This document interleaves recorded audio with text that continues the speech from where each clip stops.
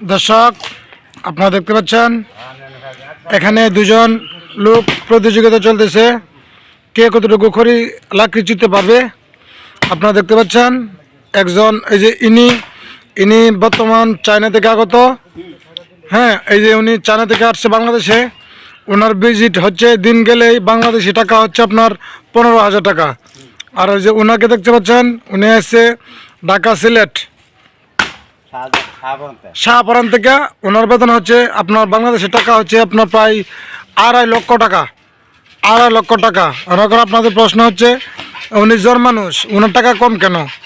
আবার এই যে উনি যে মুরব্বী মানুষ, উনার চেয়ে উনি কাজ বেশি পারে, তাই ওনার জন্য ওনার ভিজিটটা একটু বেশি আর কি।